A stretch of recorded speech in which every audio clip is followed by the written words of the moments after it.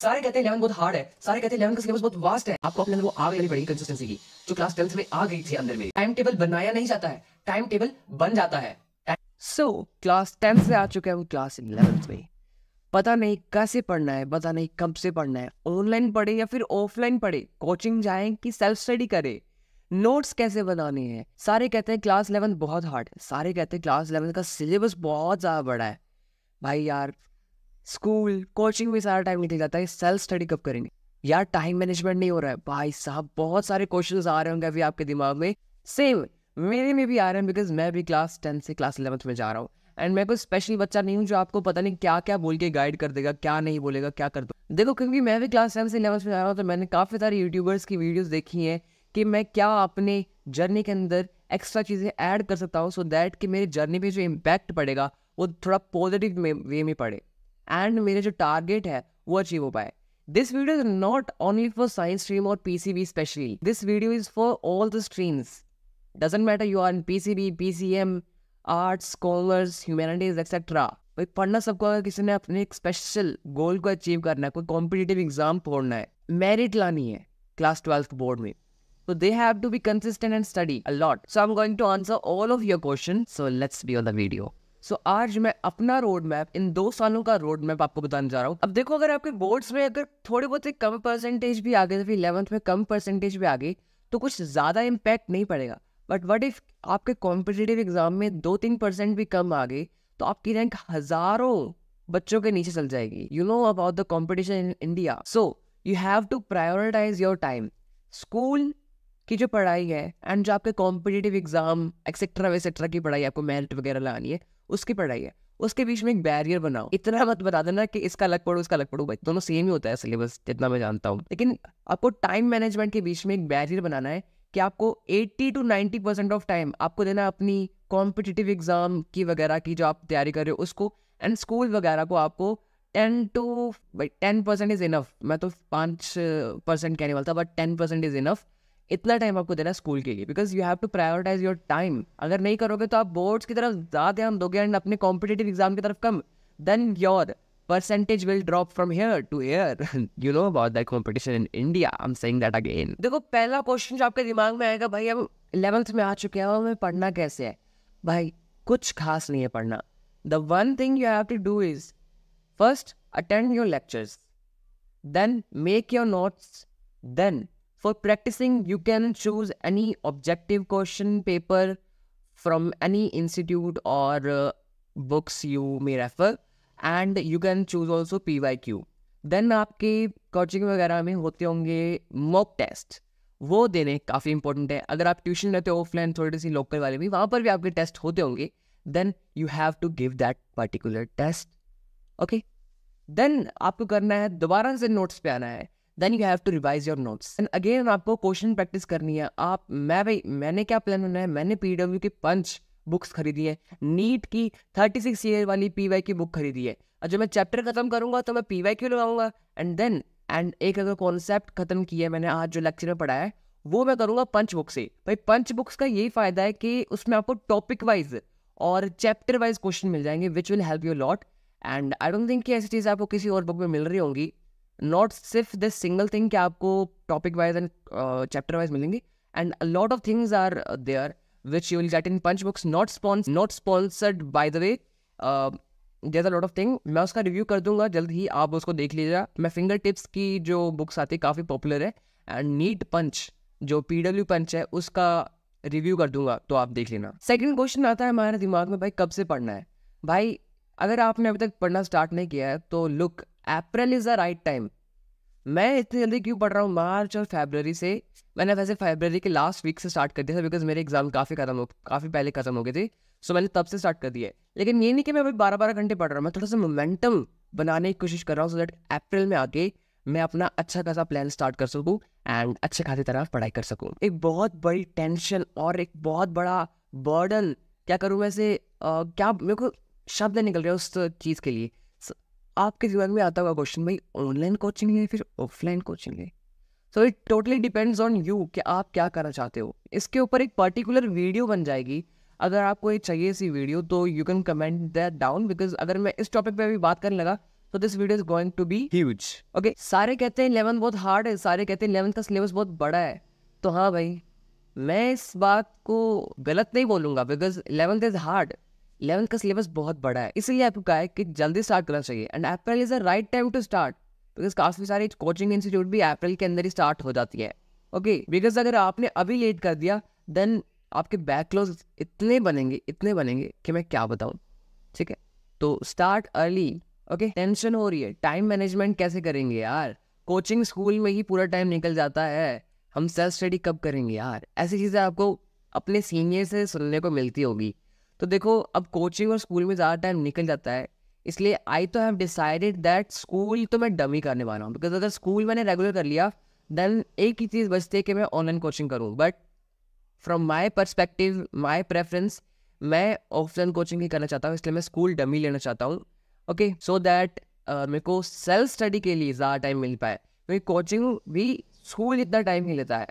Then अगर school पे जाओगे 6-7 घंटे, कोचिंग जाओगे 6-7 घंटे, देन सेल्फ स्टडी कर पाओगी. सोचो इसके बारे में, देन आप चूज़ कर सकते हो. अगर आप ऑनलाइन कोचिंग लेते हो देन आप रेगुलर स्कूल जा सकते हो, but I don't prefer that. Online coaching लेके अगर आप घर बैठ के पढ़ते हो, सेल्फ स्टडी का बहुत ज़्यादा टाइम मिल जाएगा. So I would prefer that for you. But अगर आपका थोड़ा कंसिस्टेंसी मेंटेन नहीं होती तो आप ऑफलाइन कोचिंग जा सकते हो. अगर ऑफलाइन कोचिंग जा रहे हो तो मैं तो बस बोलूँगा कि डमी स्कूल ले लो, नहीं लिया तो पछताओगे बहुत. ठीक है, अब देखो बात आती है बुक्स की. भाई साहब, बुक्स कौन सी लेनी है भाई? बुक्स होती है 2 टाइप की, एक होती है थ्योरी बुक, एक होती है प्रैक्टिस वाली बुक. ओके, थ्योरी बुक में अगर आप नीट वगैरह से कॉम्पिटिटिव एग्जाम की तैयारी कर रहे हो तो NCERT is must, NCERT is enough. भाई मैं अपने पर्सपेक्टिव से फिजिक्स वगैरह के लिए डीसी पांडे, एच.सी. वर्मा वगैरह वगैरह नहीं करने वाला हूँ अभी के लिए. बिकॉज थ्योरी के लिए मैं टोटली डिपेंडेंट हूँ अपने टीचर्स के प्रति, बिकॉज मेरे को आदत नहीं है सिर्फ वगैरह थ्योरी बुक पढ़नी. बिकॉज अगर मैं थ्योरी बुक पढ़ता हूँ ना तो पढ़ने में और सीखने में, सुनने में काफ़ी डिफरेंस होता है. सो अगर कोई चीज़ रह जाती है so I will talk to my teacher at offline centre. ये एक एडवांटेज होता है ऑफलाइन सेंटर का, ऑफलाइन कोचिंग का, कि आप टीचर से बात कर सकते हो एंड आप उनकी गाइडेंस से आगे का जो स्टेप है वो कर सकते हो. अगर आप जेई में हो सो डीसी पांडे एंड एच.सी. वर्मा वगैरह reference book is I think important for you. But देखते, बट आपको भी अपने टीचर से इसके बारे में बात करनी चाहिए जो आप ऑनलाइन पढ़ रहे हो या फिर ऑफलाइन पढ़ रहे हो. So you may consult to them, so उनसे आप पूछ सकते हो. आगे देखते हैं. थ्योरी बुक होगी एक तो NCERT which is enough, because मुझे नहीं पता भाई कैसे पढ़ता है डीसी पांडे वगैरह. ठीक है, सेकेंड थिंग जो मैं मोस्टली करने जा रहा हूँ, नोट्स. अगर नोट्स से रिवाइज करना है वे मोर देन ईजियर देन अपनी बुक्स से रिवाइज करना है. बट नीट में बुक्स भी काफ़ी इंपॉर्टेंट होती है, तो दोनों को ही इक्वल बेसिस पे रख के चलूँगा. ठीक है, अगर बुक से कुछ समझ नहीं है देन नोट्स उठाएंगे, देन नोट्स को रिवाइज करेंगे, देन बुक्स पे जाएंगे. ठीक है, देन दूसरी टाइप की बुक होती है अपनी प्रैक्टिस बुक, जो मैं पहले भी कह चुका हूँ कि पीडब्ल्यू की पंच एंड पीवाईक्यू मैंने ले लिए हैं and these are enough, these are sufficient, these are God, Bible, अपनी सब कुछ, these are everything for you. NCERT based अगर आपको कोई क्वेश्चन बुक मिल रही है then that is also good for you. But I don't think कि पंच से अच्छी कोई बुक मिल पाएगी. I am not sponsoring this but I have seen the reviews. Now let's talk about my plan कि मेरा रोड मैप क्या रहने वाला है. तो देखो, अभी तो मैं अपने घर पर हूँ जो मेरा असली घर है, बट जब मैं चंडीगढ़ शिफ्ट करूँगा, चंडीगढ़ विद्यापीठ में, वहाँ पे हॉस्टल में रहूँगा, तो सबसे पहली चीज़ मैं वहाँ पे जाके क्या करने वाला हूँ, एक कागज़ पर जब फिर प्रिंट आउट निकाल कर अपने सीबीएसई का सिलेबस एंड नीट का सिलेबस अपनी दीवार के ऊपर चिपका दूंगा, सो दैट मुझे पता लगता रहे कि मैंने कितना कर लिया एंड कितना बचा है. एंड जो मार्किंग स्कीम रहने वाली है सीबीएसई के अंदर, हर एक चैप्टर या फिर हर एक सब्जेक्ट के अंदर, एंड जो नीट के अंदर रहने वाली मार्किंग स्कीम हर एक चैप्टर के अंदर, वो उस चैप्टर के आगे मैं लिख रहने वाला हूँ, सो दैट मेरे को पता लगता है कौन सा चैप्टर ज़्यादा वेटेज वाला रखता है एंड उसको मैं ज़्यादा अपनी प्रेफरेंस दूँ, ज़्यादा अपना टाइम दूँ, ज़्यादा अपने एफर्ट्स दूँ. ओके, बट वैसे भी सीबीएसई का सिलेबस एंड नीट का सिलेबस सेम ही होता है, बट मार्किंग स्कीम्स अलग होती है. एंड इंग्लिश और फिजिकल एजुकेशन, हिंदी वगैरह जो आपके सब्जेक्ट लिए वो काफ़ी चेंज, वो तो ऑब्वियसली चेंज होंगे बिकॉज नीट में हिंदी इंग्लिश नहीं है, तो वो आप अलग से रख सकते हो. एंड मार्किंग स्कीम्स के लिए ही मैं 2 प्रिंट आउट कर रहा हूँ, सो दैट के सीबीएसई की मार्किंग स्कीम अलग, नीट की अलग. ओके, अब देखो काफ़ी सारे बच्चे बोलते हैं कि यार टाइम टेबल क्या होना चाहिए. कुछ टाइम टेबल नहीं होना चाहिए. टाइम टेबल बनाया नहीं जाता है, टाइम टेबल बन जाता है. टाइम टेबल डिज़ाइन नहीं किया जाता, टाइम टेबल अपने आप फॉलो हो जाता है. I have observed this in my class 10th। मैं हमेशा एक टारगेट टेबल बनाते आया हूँ। अगर आपने मेरी पुरानी वीडियोस देखी होंगी तो आपको पता होगा। तो टारगेट टेबल बनाने से क्या होता है ना, देखो टाइम टेबल में आप पूरा लिख देते हो कि 6 बजे उठेंगे, 5 बजे उठेंगे, 7 बजे तक हम फ्रेश हो गए, योगा वोगा करके हम बेली हो जाएंगे, देन हम खाना खाएंगे, देन हम पढ़ना शुरू करेंगे, देन हम कोचिंग जाएंगे, देन हम स्कूल जाएंगे, देन हम वापस आएंगे, देन दोबारा से 1 घंटे के लिए सो जाएंगे, देन हम पढ़ेंगे, देन खाएंगे, दोबारा पढ़ेंगे। You are humans, not a robot. You can't do this.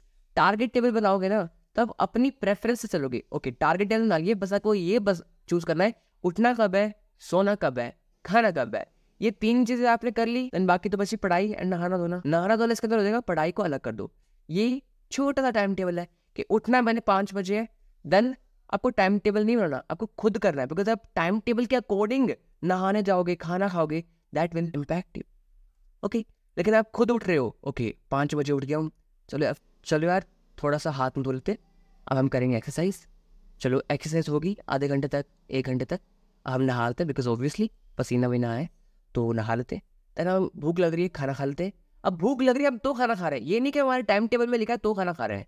Then अब चलो सब कुछ हो चुका है, थोड़ी सी रिविजन कर लेते हैं, देन हम कोचिंग जाएंगे, देन हम वापस आएंगे। चलो अब यार कोचिंग से आ गए हम, थोड़ी सी थकान से हो रही, चलो सो जाते हैं। ओके, अब हम उठ चुके हैं, अब काफ़ी अच्छा लग रहा है, पढ़ना शुरू कर देते हैं।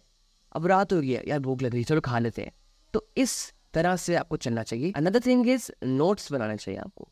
अब काफ़ी बच्चे होते हैं जिन्होंने नोट्स नहीं बनाए होते हैं, बट काफ़ी बच्चे होते हैं जो 9th से नोट्स बनाना शुरू करते हैं, काफ़ी बच्चे 10th से बनाते हैं, काफ़ी बच्चे 11th से बनाते हैं। मैं वो हूँ जो मैं 10th से बनाते हुआ आ रहा हूँ, मैंने क्लास 9th में नहीं बनाए, एंड इतना कुछ हार्ड नहीं है। मैंने फर्स्ट टाइम क्लास 10th में बनाए थे, and it's kind of very easy.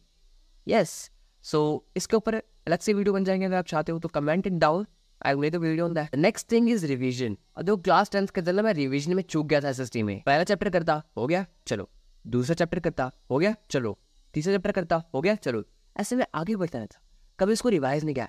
And ये एंड मोमेंट में मैंने एसएसटी पढ़ी थी, सो काफ़ी ज़्यादा इम्पैक्ट पड़ा था।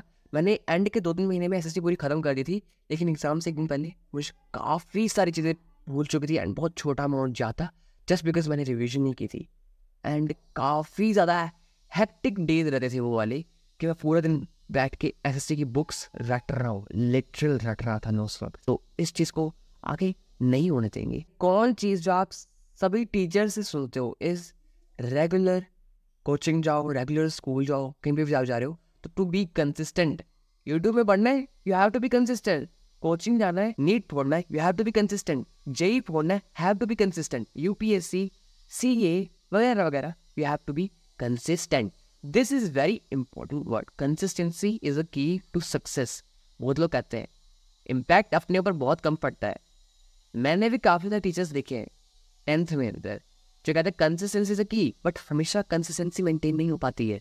बट आपको अपने अंदर वो आग लेनी पड़ेगी कंसिस्टेंसी की, जो क्लास 10th में आ गई थी अंदर मेरे। Only then you will be successful at anything. अगर आप कोचिंग में एक दिन भी मिस करते हो ना तो बैकलॉग इतना बन जाएगा कि आप सोच नहीं सकते। तो be consistent. I will meet you in the next video. तब तक के लिए बाय बाय।